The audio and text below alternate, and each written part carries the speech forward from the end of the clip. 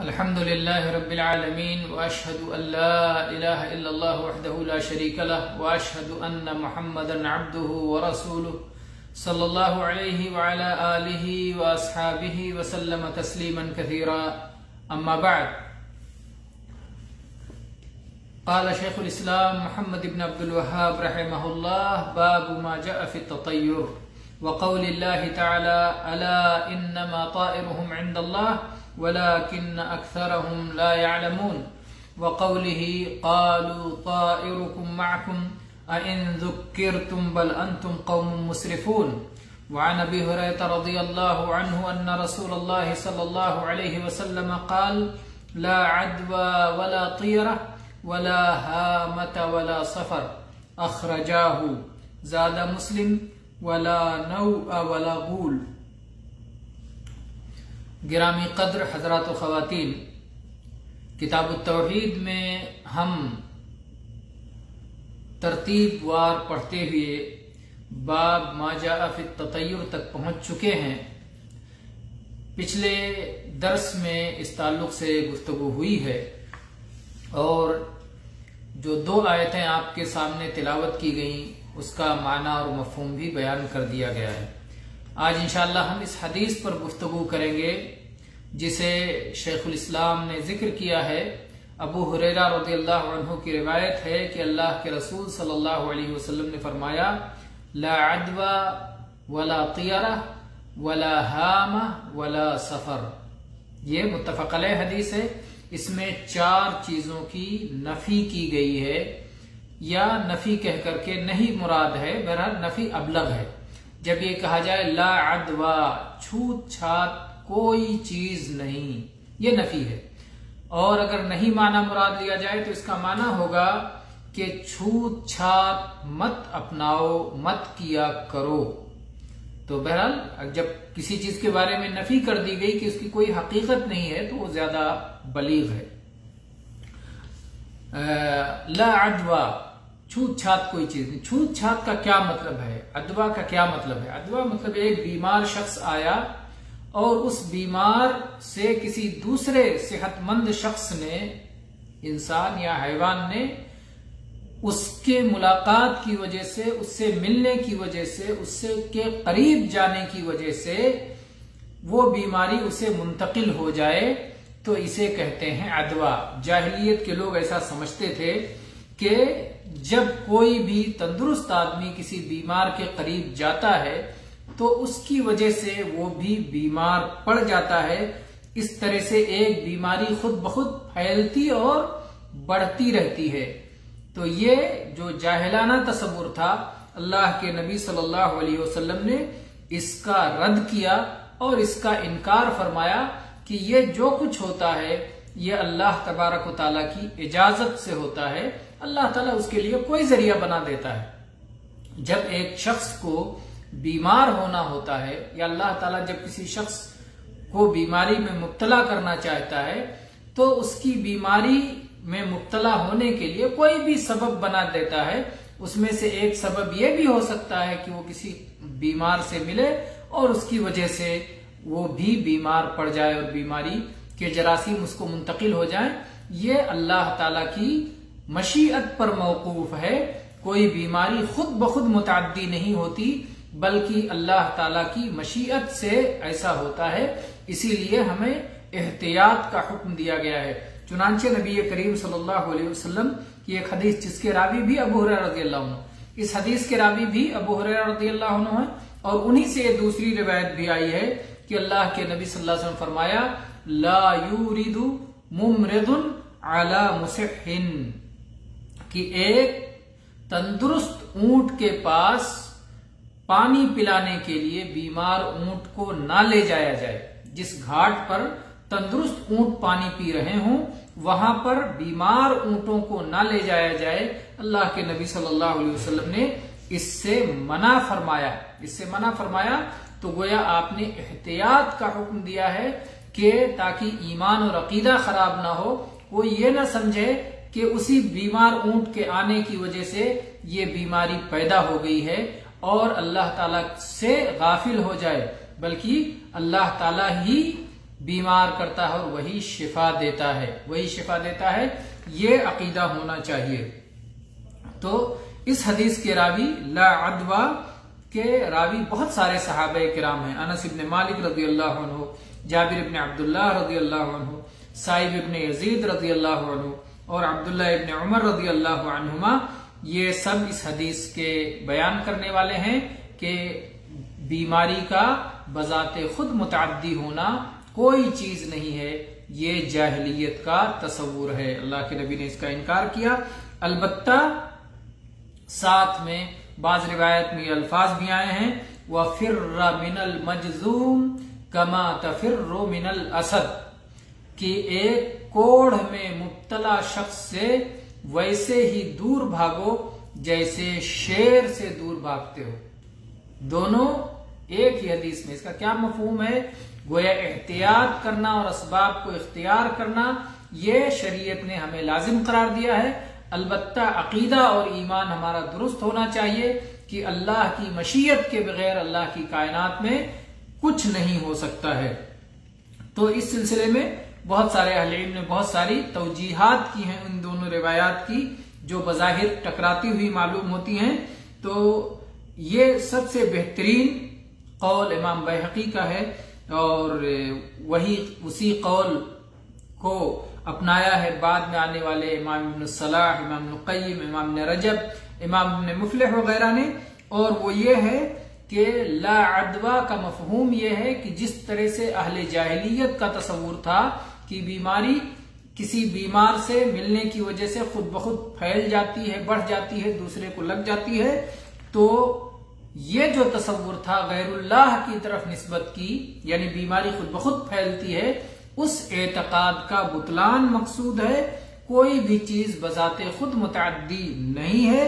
अल्लाह तबारक व तआला जब चाहता है तो अल्लाह की मशीयत से ऐसा होता है कि अल्लाह ताला किसी के बीमार होने के लिए सबब बना देता है कि वो किसी बीमार से मिलता है, उसकी वजह से बीमार हो जाता है।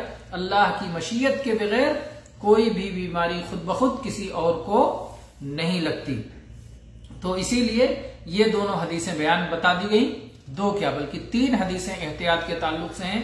एक हो गई कि कोढ़ के बीमार से वैसे ही भागो जैसे शेर से भागते हो। दूसरी हदीस की तंदुरुस्त जानवरों के पानी पिलाने की जगह पर बीमार जानवरों को न लाया जाए। और तीसरी हदीस जो ताउन से मुतल्लिक आई है, मन समिअ बिही बिअर्दिन फला युक़दिम अलैह, कि अगर कोई शख्स किसी सरजमीन के बारे में ये सुने कि वहां ताउन की बीमारी फैली हुई है तो वहां ना जाए, और जो लोग वहां मौजूद हों वो वहीं रहें, वहां से बाहर ना निकलें। तो ये है कि बीमारी और सेहतियाबी ये सब अल्लाह ताला की तकदीर से है। इसी तरह से इमाम अहमद और इमाम तिरमिजी के यहाँ अब्दुल्ला इब्न मसऊद रज़ी अल्लाह अन्हु से मरफूअन ये अल्फाज आए हैं, ला युअदी शैउन शैआ, कि कोई बीमारी या कोई बीमार शख्स दूसरे को बीमार नहीं करता। छूत की वजह से कोई बीमारी किसी को नहीं लगती। अल्लाह के नबी सल्लल्लाहु अलैहि वसल्लम ने ये बात 3 बार फरमाई कि छूत की बिना पर या बीमार से मिलने की बिना पर किसी को बीमारी नहीं लगती। 3 बार आपने फरमाया। एक बद्दू ने कहा कि ए अल्लाह के रसूल सल्लल्लाहु अलैहि वसल्लम, एक ऊंट आता है जिसकी दुम में या दुम के करीब उसे मामूली सी खारिश होती है, और वो बकिया ऊंटों के साथ जब आता है तो सारे के सारे ऊंट खारिश ज़दा हो जाते हैं और सब के सब बीमार हो जाते हैं। तो अल्लाह के नबी सल्लल्लाहु अलैहि वसल्लम ने उसको जवाब देते हुए फरमाया, फमन अजरबल अव्वल, अच्छा ये बताओ कि पहला ऊंट क्यों बीमार हुआ? अगर तुम ये समझते हो कि उस ऊंट की वजह से बकिया को बीमारी लगी, तो उस पहले ऊंट की बीमारी का इस कहां से आई? तो जिस तरह से पहले ऊंट को बीमारी आई अल्लाह की तकदीर से, वैसे ही बाद के ऊंटों को भी बीमारी आई अल्लाह की तकदीर से। तो बंदा अल्लाह से गाफिल ना हो, अल्लाह की तरफ निस्बत करने के बजाय किसी और की तरफ निस्बत ना करे, अपना अकीदा खराब ना करे, अपने अकीदे को दुरुस्त रखे, इसकी तालीम हमें दी गई है। अलबत्ता हमें एहतियात के लिए भी कहा गया है। तो फिर अल्लाह के नबी सल्लल्लाहु अलैहि वसल्लम फरमाया, ला अदवा वला तीरा वला हामा वला सफर। 4 चीजों की आपने नफी फरमाई कि छूत छात कोई चीज नहीं, और बदशगुनी कोई चीज नहीं, और उल्लू बोलना कोई चीज नहीं, और सफर के महीने से मुताल्लिक नहुसत लेना कोई चीज नहीं। खलक़ल्लाहु कुल्ला नफ्सिन व कतब हयातहा व मसाइबहा व रिज़्क़हा। अल्लाह ताला ने हर जान को पैदा किया है और उसकी जिंदगी और उसकी मुसीबतें और उसका रिस्क सब कुछ अल्लाह ने मुकद्दर कर दिया है। जो कुछ हो रहा है सब नविश्ते तकदीर है, सब तकदीर में लिखा हुआ है। तो गोया अल्लाह के नबी सल्लल्लाहु अलैहि वसल्लम ने बहुत वाज़ेह तौर पर अहले ईमान को ये बता दिया, बल्कि पूरी दुनिया को ये बता दिया कि दुनिया में जो कुछ हो रहा है ये अल्लाह के फैसले, अल्लाह की तकदीर और अल्लाह की क़ज़ा से हो रहा है। और अलबत्ता बंदे को इस बात का हुक्म है कि हर तरह की बुराई से, हर तरह की आफत से, हर तरह के मुसीबत से और हर तरह मुसीबत में पहुंचाने वाले असबाब से बचता रहे और आफियत और सलामती की तलाश में रहे, अपने आप को मुसीबत में ना डाला करे। जैसे एक बंदे को ये हुक्म दिया गया है कि वो पानी में ना कूदे, डूबे नहीं जाकर के कि अगर बचना होगा तो बच जाएंगे, अगर मेरी तकदीर में मरना नहीं होगा तो बच जाएंगे, या ऐसे ही आग में ना जाके कूदे कि अगर मेरी तकदीर में जलना नहीं होगा तो नहीं जलेंगे। नहीं, ये हुक्म है आपको कि आप आग में मत कूदें, ये हुक्म है आपको कि आप पानी में मत छलांग लगाएं। तो ये आपको हुक्म है कि जो चीजें हिलाकत का सबब है, जो चीजें मजर्रत रसा हैं, जो चीजें नुकसानदेह हैं, जो चीजें मुसीबत पैदा करती हैं, उनसे दूरी इख्तियार करना आपकी जिम्मेदारी है। अलबत्ता आपका अकीदा यह होना चाहिए, ईमान यह होना चाहिए कि अल्लाह की मशीयत के बगैर कुछ नहीं हो सकता। तो इसलिए मरीज से दूर रहना चाहिए और कोढ़ के मरीज से दूर रहना चाहिए, और जिस शहर में ताउन की बीमारी फैली हुई हो वहां नहीं जाना चाहिए। और इसी तरह से जो बंदा कोरोना का शिकार हो, मुब्तला हो, कोरोना का मरीज हो, उससे नहीं हाथ मिलाना चाहिए, ना उसके करीब जाना चाहिए। इसी तरह से और भी वो चीजें जिसमें इस तरह के खतरात तजर्बे से मालूम किए गए हैं, इल्म तिब के जरिए मालूम किए गए हैं कि इसके जरिए से मुसीबत आ सकती है, लेकिन हमारा यकीन हो कि अल्लाह की मशीयत के बगैर ऐसा नहीं होगा। लेकिन हिलाकत में अपने आप को न डालें, असबाब को इख्तियार करें और अकीदा दुरुस्त रखें, अकीदा दुरुस्त रखें और असबाब को इख्तियार करें। यह अल्लाह ताला का हुक्म है। तो जिस तरह से बीमारी है, बर्बादी है, हिलाकत है, इसके कुछ असबाब अल्लाह ने बनाए हैं, तो उन असबाब से दूर रहना जरूरी है। अल्लाह ताला ही असबाब का पैदा करने वाला है और असबाब के नतीजे में जो चीजें पैदा होती हैं उनका भी अल्लाह ताला ही पैदा करने वाला है। तो अल्लाह ताला ही तमाम चीजों का खालिक है और अल्लाह ताला जो चाहे अल्लाह की कायनात में वही होता है। अल्लाह के सिवा कोई तकदीर बनाने वाला नहीं, अल्लाह के सिवा कोई पैदा करने वाला नहीं, अल्लाह के सिवा सेहत और तंदुरुस्ती और बीमारी को कोई वजूद में लाने वाला नहीं है। अल्लाह ताला ही है जो बीमार करता है और शिफा देता है और तंदुरुस्ती अता फरमाता है, और इसी तरह से गरीबी और फकीरी और मोहताजी और दुनिया में जो चीजें हैं सब कुछ अल्लाह की मशीयत और अल्लाह के क़ज़ा व क़द्र से हैं। तो इसलिए अल्लाह पर अपना तवक्कुल मजबूत रखना चाहिए और अल्लाह के फैसले पर इत्मीनान और अल्लाह की शरीयत पर अमल करना चाहिए और अल्लाह पर तवक्कुल रखना चाहिए। और इसी माने में वो हदीस भी महमूल की जाएगी, इस माने ही में वो हदीस महमूल की जाएगी जो सुनन अबी दाऊद और सुनन तिर्मिज़ी की रिवायत है कि एक बार अल्लाह के नबी सल्लल्लाहु अलैहि वसल्लम के पास एक जुजाम का मरीज आया, कोढ़ का मरीज आया। अल्लाह के नबी करीम सल्लल्लाहु अलैहि वसल्लम ने उस प्याले में जिसमें आप खा रहे थे उसका भी हाथ उस प्याले में डाल दिया और उसे भी खाने की इजाजत दी, और आपने कहा कुल बिस्मिल्लाह सिक़तम बिल्लाहि व तवक्कुलन अलैह, अल्लाह का नाम लेकर खाओ, अल्लाह पर भरोसा रखो और अल्लाह पर तवक्कुल रखो। तो इसलिए इसी की मिसाल वो जो है खालिद इब्न वलीद रज़ी अल्लाहु अन्हु से जो मरवी है कि जब एक जंग में उन्हें फतेहयाबी हुई और दुश्मन ने जहर का एक प्याला रखा था और उसने कहा था कि अगर हम जीत जाएंगे तो मुसलमानों के जनरल कमांडर को और मुसलमानों के सरदार को ये जहर पिला के उसे मारेंगे। तो खालिद बिन वलीद रज़ियल्लाहु अन्हु ने कहा कि अल्लाह की मशीयत के बगैर कुछ नहीं होता, और उन्होंने वो जहर लेकर के बिस्मिल्लाह कह करके पी लिया। बिस्मिल्लाहिल्लज़ी ला यदुर्रु मअ इस्मिही शैउन फिल अर्दि वला फिस समा व हुवस समीउल अलीम।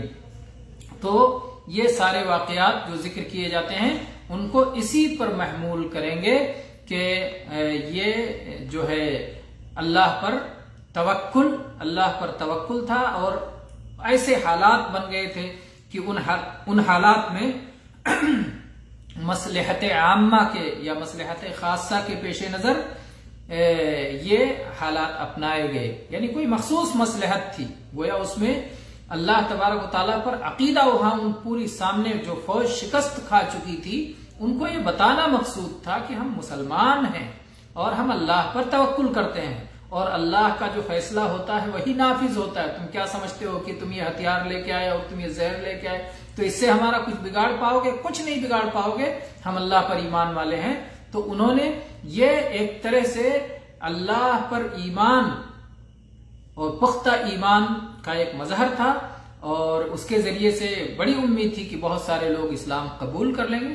तो खालिद बिन वलीद रज़ियल्लाहु अन्हु ने अल्लाह पर तवक्कुल करते हुए वो अमल अंजाम दिया। वरना आम मुसलमानों के लिए यही हुक्म है कि वो जो है शरई हुक्म को अपनाते हुए अपने आप को मुसीबत और हिलाकत में न डालें, बल्कि परहेज का मामला अपनाएं। तो ये रही पहली हदीस का पहला टुकड़ा, ला अदवा, के छूत छात कोई चीज नहीं है। इंशाअल्लाह जो अगले हिस्से हैं, वला क़ियरा वला हामा वला सफर, इंशाअल्लाह इससे मुताल्लिक हम अगले दुरूस में गुफ्तगू करेंगे। व आखिरु दावाना अनिल हम्दुलिल्लाहि रब्बिल आलमीन व सल्लल्लाहु अला नबीना वसल्लम।